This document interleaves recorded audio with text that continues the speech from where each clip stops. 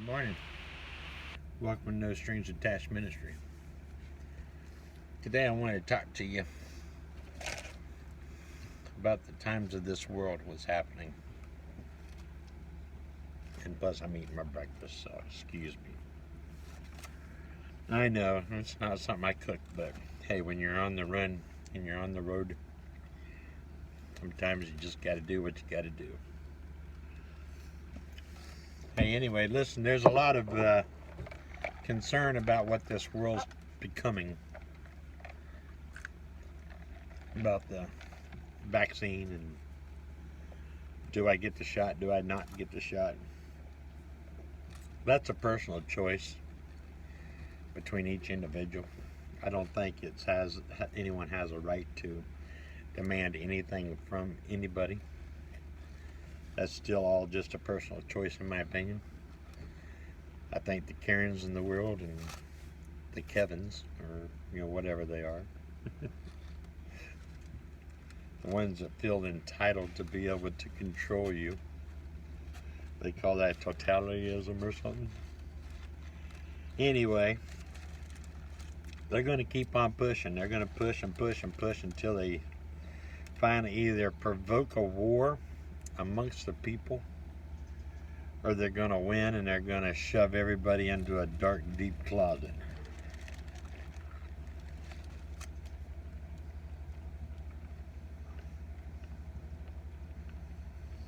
I get tickled a bit. You get these rebels out here think they're going to, fly the big flags around, and they say they're, for the government. They want less government.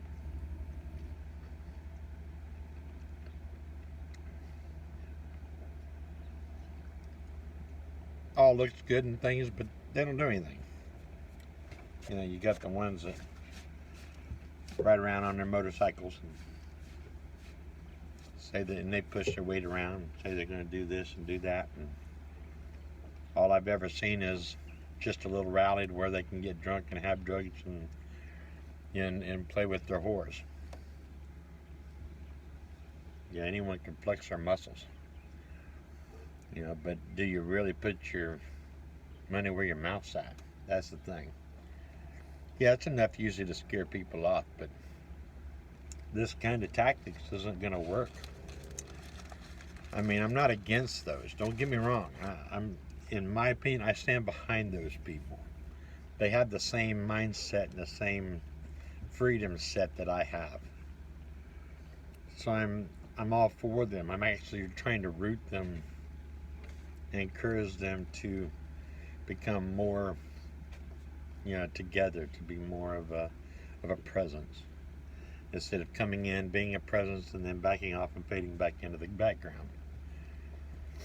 Because if we don't take care of it, all it's going to do is destroy everybody. See, the ones that are out there pushing for all this stuff, they don't realize, they're doing it all in fear. And they think the only way that they can become, fearless, because they're weak. They feel that they have to control and tell everybody else how to do it. Do it their way. That's not how it works.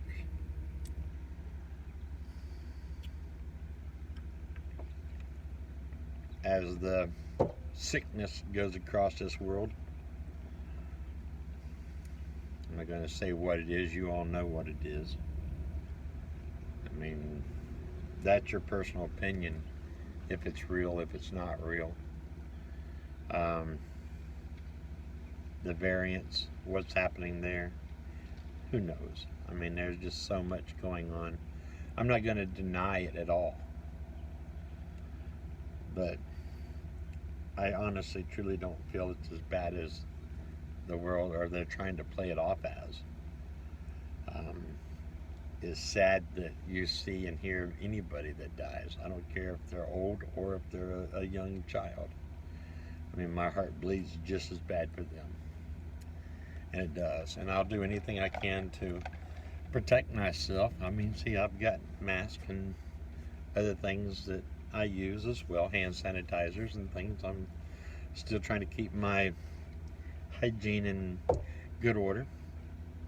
I think that's wise for anybody out there. I don't congregate in any kind of a crowd at all. Everybody that I usually am in contact with, 99.9% of the time, is family and the same people week after week after week. And I know they all do the same exact thing as I do. They have very little circles, and they also practice hygiene and they protect themselves. I think the only biggest risk is probably my wife, because she's a school teacher in second grade. I got a daughter that's a school teacher that's in kindergarten. They are at very high risk, I guess, because of all the exposure that they have, especially with sick little kids. They're normally, little puke vomits anyway. I mean, over the years I've been around that. Trust me, they're little snot rockets, man. I mean, but you gotta love them anyway. That's just part of being a child, you know. But you just, as a parent or a teacher, you just got to deal with it. It's just part of it. Now, when you throw this kind of stuff into the mix, it makes it even harder and even worse, because I don't care who you are. If you see a child that's sick, you're going to love that child, especially a teacher like that. That's part of being that teacher. How they just comfort and nourish and mother that child. And, because little babies need that right at that point. They probably don't even get that at home, as much love as they get at school. But anyway, guys, there's a lot of things I feel coming down the pike. Is it biblical? Well, it's sure mirroring if it's not. I see a lot of things that line up with my Bible and the teachings that I've learned over the years. Is that it is lining up. A lot of it is very coincidental, you could say. It's amazing how they're trying to take this where you have to have a passport, or a ID card, before you can even go shopping and stuff. It's going to happen because we're going to let it happen. The only way that we could ever break it would be to resist it. And we would all have to collectively resist it together. The biggest problem that I see with it all, it's not the government that makes the laws. It's the people that try to enforce it. In my opinion, those people need to be punished. Yes, I'm talking about the CEOs that come up with their little, quote, rules, to be a part of their organization. Or the government, the city planning office, the little asshole that walks around, thinks he's a big shot, and is going to demand everybody in that building to follow his way, or else, or leave their job. You're seeing the medical staff, both nurses, doctors, technicians, all of them being forced to consider this. You have a religious right not to take that if you want. And when someone embarks on your freedoms and your rights, especially God-given rights, I feel you have a right to defend that. But the more people that start to defend it will disencourage the ones that are trying to enforce it. Now we'll let your own imaginations go to that point. But thing is it's just like in war or anything else you deal with. How do you win a war? You're not going to win it standing on one side of the field to the other side. The British taught us that. That was the stupidest thing I ever saw or heard of in my life. Why would someone just line up to shoot each other back? Only the winner comes out when it has the most men or the better shot. No, the old The old Irish guys from the hills of Kentucky area, West Virginia, Virginia, they're the ones that showed us how to win a war. It was all guerrilla warfare. Where do you think this stuff came up from? They're like, hell no, I'm not going to stand on the other side of the field. You're going to have to come up in the mountains and find my ass. And then you're going to have to dodge my bullets as you try to climb up that mountain. It's just the way it is. I mean, that's been the tactical part of warfare all along. I mean, come on, look at the Taliban, for sakes. There's been nations after nations try to defeat them little ants.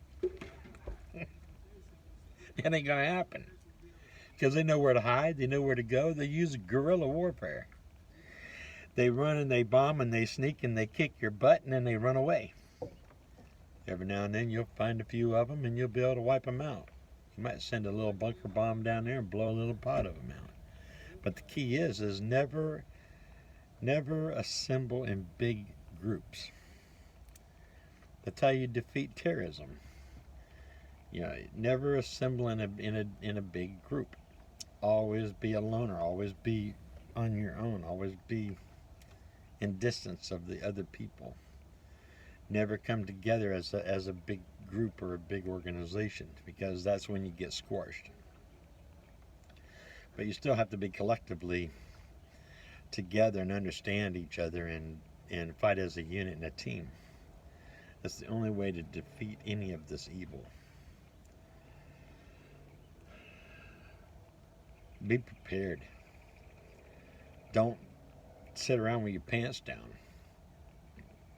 Don't think the shelves in the grocery store is what's going to save you. No. You better have some stores set up somewhere. Maybe even a couple different caches, to where in case one gets overtaken, then you still got something left. Protect it, bury it out in the woods somewhere. No one can find it. What are they going to do? Go search every inch of the world? They probably will eventually, but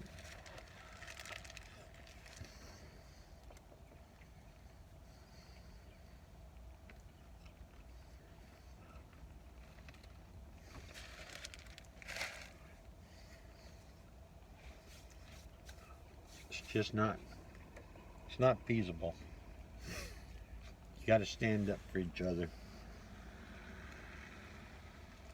Because remember, the ones that are scared, that could be your wife or your husband.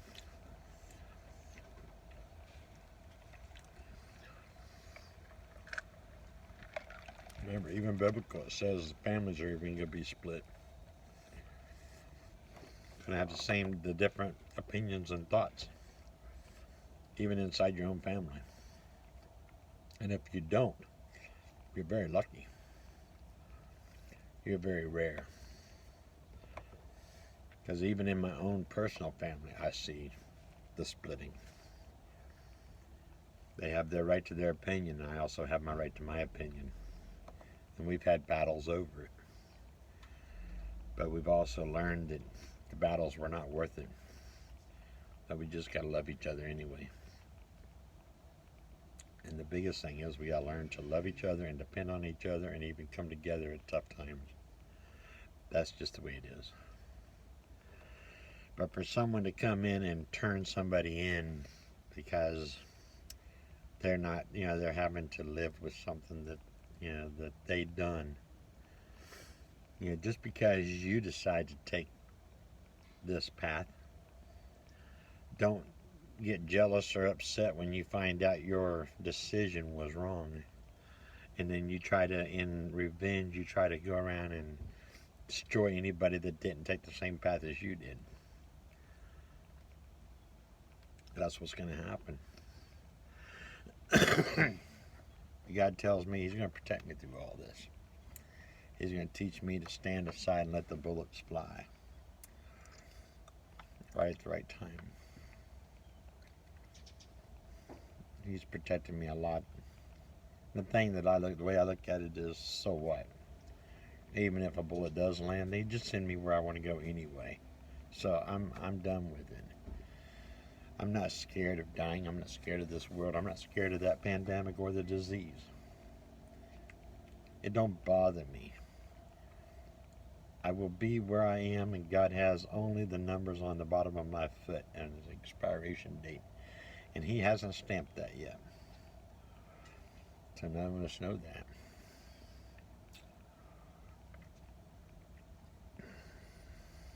And that's where I lay my faith and my trust. Because that's about the only chance that we have right now. But remember, when you're prepping and you're planning and you're trying to protect yourself, knowledge is where that's your gold. Instead of having hammers, learn how to build a hammer. Instead of having food on the shelf, learn how to plant your food and grow your own food. Not everybody can grow an acre, a garden. Be nice, but not everybody's going to be able to do that. Especially when if the shit does hit the fan and it really gets to be that bad. You know, people are going to be out starving, and if you planted something like that, they're just going to rip it all apart anyway, the very second it comes available. So learn how to feed yourself even in a dark cave. You know, you can grow your own food right inside of a dark cave. You can. It's possible. Do your research. Find out. Find out about sprouting and microgreens and different things.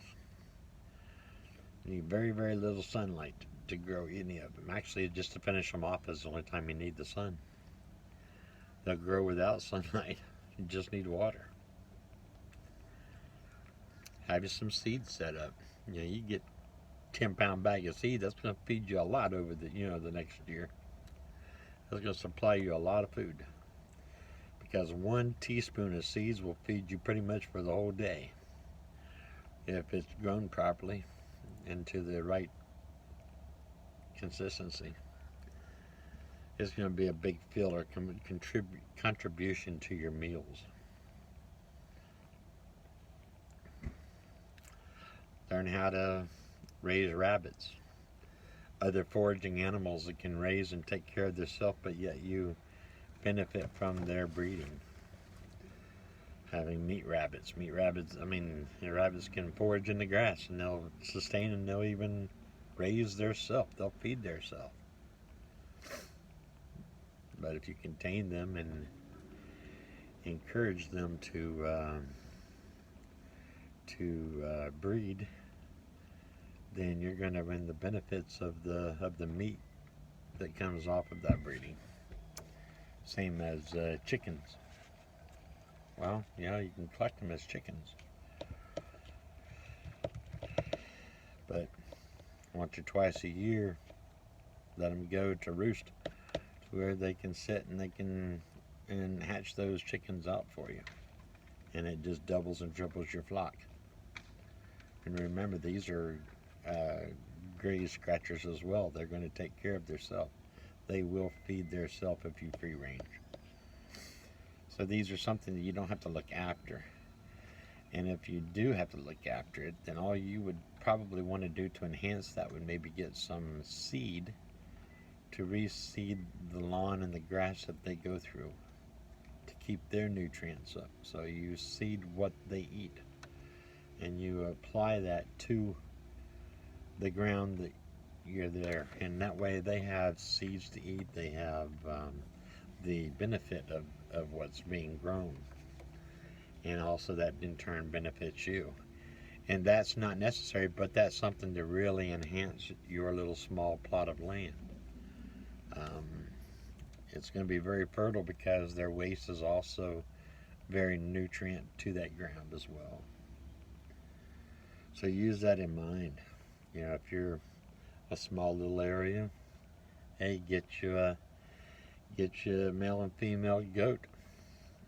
They're small animals, easy to take care of. Yeah, you can pen them. They're pretty much will eat anything. They'll even eat cans if you want. I got a dog like that, by the way. The dog will eat anything. and usually prefers the junk over his real food. So that's the funny part out. That's Miss Rainey. That's the one that does that. But anyway,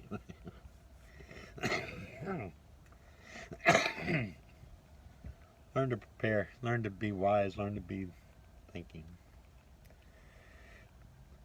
and don't be afraid to breed. I mean, the population collapse is coming for sure. We've already lost that part of our generations, and we're gonna take a major hit because most of our young kids are discouraged to even date, let alone copulate and have children. It's just being grown into them, and this their mindset. That's what they've given up on life. And the worst thing is, we've already killed off the three generations that's supposed to sustain, our world, just through abortion. I mean, just because of convenience. See, we're messing with God's creation. And even though we think it's fine and dandy to do so, but, we'll pay the price eventually. We will pay the price. Or the human race will pay the price. You may never see it, but the future down the road will. They'll pay that suffering for that. It's just like our pollution that we do on the earth and Mother Nature. Yeah, you know what? We might not realize it, but our generations past, our kids and our grandkids and our great-grandkids, they're the ones that's going to really pay for that price. They're going to pay for that. Just like we're paying now for what our ancestors had left us.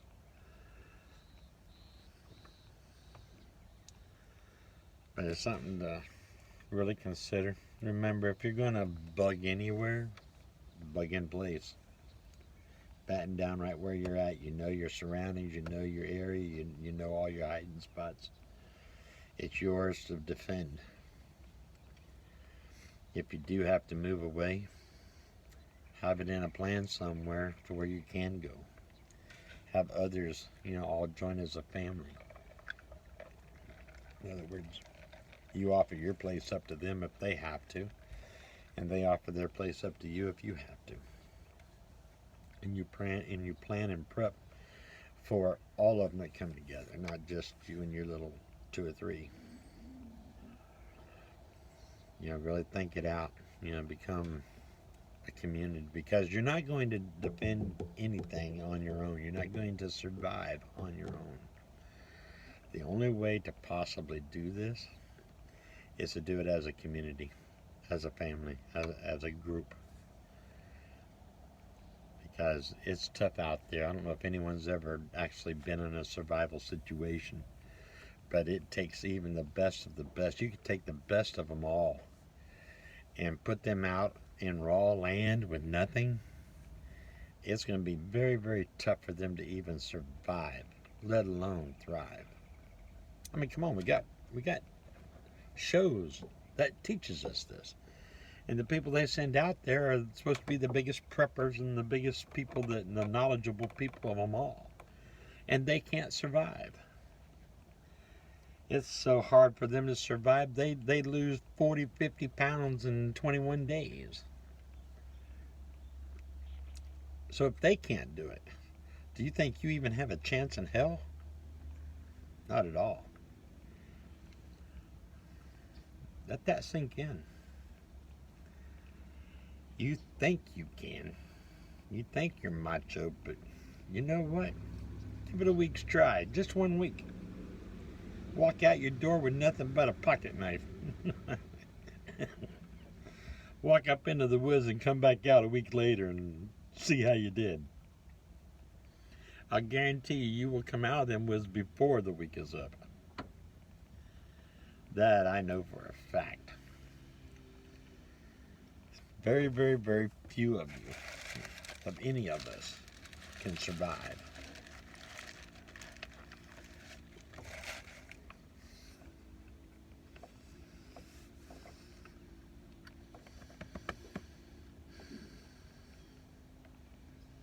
Just use your mind. Think things through.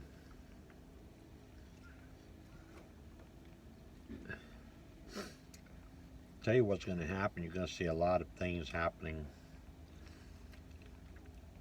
in the way this government is and all these people that are making these big giant decisions and rules. I think you're going to see it come back like it was back when I was a child. You're going to see a lot of assassinations and stuff starting taking place. People are just going to have enough. They're going to be fed up with them.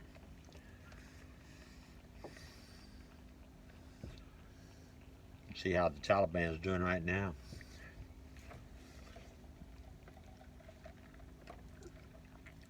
Once U.S. pulled out of there, 48 hours, they gained total control again. They're running with their skirts up. I'm telling you.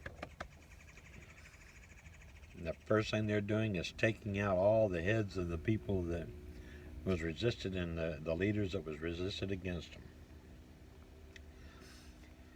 Same way when Germany went down. They went after the leaders and they took them down. Once you break the leadership, you win the war. Always keep that in mind.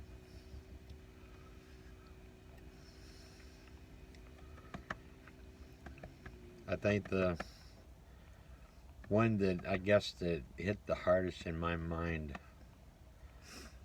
back in the day, in my day, a few years, well, it was probably maybe 10 years or 15 years or so ago, there was this guy, and I guess it was his son, maybe? I think, I want to say it was his son, but there was two of them, and they were like a serial killers. They would drive around in their car and they would shoot people at long distances and quietly out of a little hole in their car, pick them up, sit quiet, and then drive away. And they traveled, I think, hundreds of miles, from each time. So it was very hard for them to get tracked and hunted down. So it shows you, but they did. I mean, the law enforcement and the intelligence and the cameras and things that was out there, they had the technology to actually track them down and find them. And just from a camera catching a gun flash or something that led them to that. Noticing and examining all the closed circuit TVs and noticing the cars and doing research on every car in there and seeing if they see those same cars show up at different places. You see how the technology and the logic sort of come together, and it gave them away. So if you think you're going to run and hide, yeah, those times are way gone. I'm telling you. The only chance in the world that you even have of doing such a thing would be to walk away from everything and anything that you could possibly even put on your body. And most likely they could still track you. And the reason I say that, remember Google Earth? Have you ever been on that site? It might not be actual real time, but trust me, it's real time. They've got that technology. They can instantly find you and go right to where it's happening in real time. They just don't have it real time because they have the liability. But you can go right down to your property at your house. Look at your house just like you're standing at the front door. You can even go inside your front door. These technologies, they can actually go inside, sit right next to you on the couch, and record and tape every single word you're saying. And that's not even using any of your electronics. That's all through satellite. That shows you just the kind of technology that's out there. And the things that you know about, that's already history. That's ancient. They've got stuff that will make that just turn into nothing but trash and dirt. That's their trash can that you finally hear about. There's billions and trillions of dollars spent on this black ops crap every single year, every single day. There's so much technology out there, and I bet it would blow and smoke our minds if we even had a clue of what was actually out there. I know it would shock a lot of people to find out exactly what's there. I mean, it's so much of a shock what's out there. You know, the way that they can only release this information is they have to start putting it into movies and make it a fantasy, to where you start to softly believe the notion of this even being possible, and then eventually it gets leaked out and whatever, almost like the aliens and stuff. I mean, oh gosh, I don't know. See, really, the moon is a big base, of aliens. You can only see one side of it. All the workings is on the back side. The front side is just a big giant, uh, radio beam. You see the big craters and stuff there. Those are actually satellites. They go into different areas and right to Earth and all this stuff. So, there you go. Think that out, will you? Anyway, conspiracy theories are theories, right? That's something to laugh about. Is it true? Who knows? I don't really care. It's fun to talk about. It's fun to look at. It's fun to laugh about. I get tickled at some of them that really get seriously angry and seriously concerned about some of the stuff. Alright, well, there's some things that I might believe, but I'm not going to let you know that I believe it. There's some things out there that are totally lost and ridiculous that I believe that you probably don't even think of. And you laugh at me as well. That's alright, because that's what makes the world go around, is us smiling together. Man, I'm really eating my breakfast, ain't I? But anyway, you're all worth talking to. Hey, remember, if you want to help this channel out and keep it going, come on, share, guys. Help me get the numbers back up. Because honestly, if I can't turn it into anything, I might just shut it down. I mean, I don't see any effort, and I don't see any progress, and no one wants to view my channels or comment or anything. It just discourages me. I just stick the heck with it, and I mean, I can just turn the whole channel off and maybe go a different route. I don't know. But if you want to see the channel survive, then help it survive. I mean, help it along. Step up to the plate. I've dedicated, 15, 18 years to you guys. Giving you all the knowledge and all the information, all the love that I could possibly give to this world. You've been right along with this, right along with me all the way. So, time to step up to the plate and show me some love. I mean, I see all these other YouTubers just becoming rich overnight. Their channels blow up in a week. They've already got 30, 50,000 viewers. I know I'm not worth viewing. I get it. But the ones that are with me are there with me 100%. And they back and they encourage me. I get that, and I honor you. And I will always try my best to do something to keep you happy, because you are people that, you're like my family. You are my family.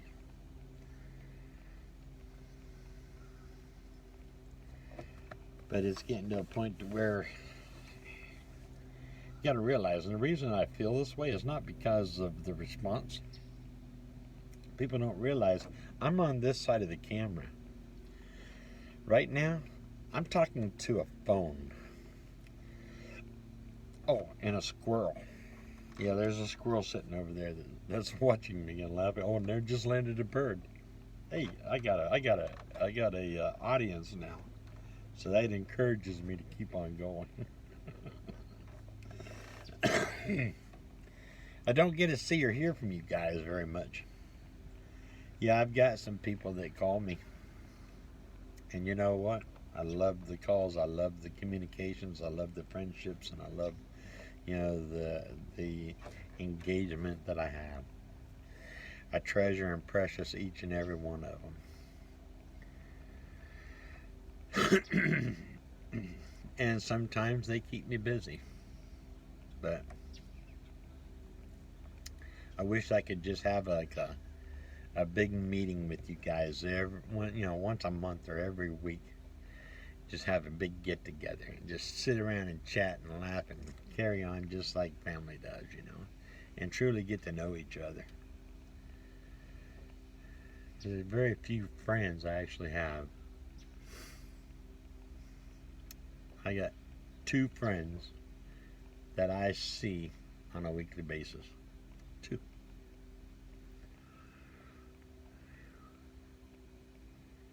It's not very much.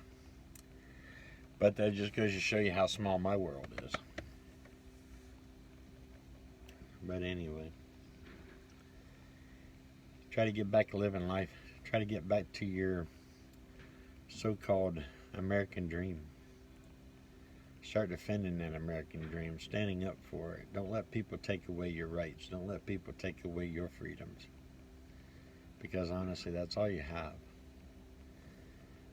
A lot of those are God-given freedoms, to where another man has no right to squash you or to confine you or try to control you. If you find someone that tries to control you, you control them 10 times worse. That way they realize the pain that they're inflicting, and let them know up front that they're doing just that. And this is why you're doing what you're doing. You make their life miserable.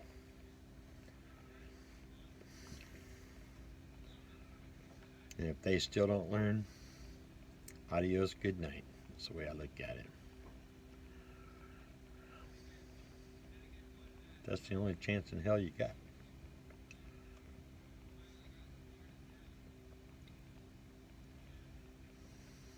I mean, I don't advocate violence in any way. I'm a very meek and mild, loving person. I've showed that and proved that to anybody. But you got to realize the difference between love and hate is just a thin hair of a hair. That's how thin it is between the two. And that's with all of us. So, just keep your head down, keep your nose straight. Be diligent. Watch your surroundings around you. Keep notes of the ones that think differently than you. You may need that someday. Get over your petty picking and hating and just hating someone because of how they look or who they dress, or how they dress, or who they hook up with, or whatever. Look at people for people. We're all infallible. We're all ridiculously nuts. And every one of us can be loved or be hated. No one's any better or different than anybody else. No one has authority. They all get up and put the pants on the same exact way every single day. So have compassion for each other. If you see someone hungry, feed them. You see someone that truly needs help, help them. Because one day you might need that help. And who knows, God just in His grace might turn around and have someone walk your way to help you. So keep that in mind. Well, anyway, God bless you all. It's time for me to get out of here, I guess. But hope you all have a great day.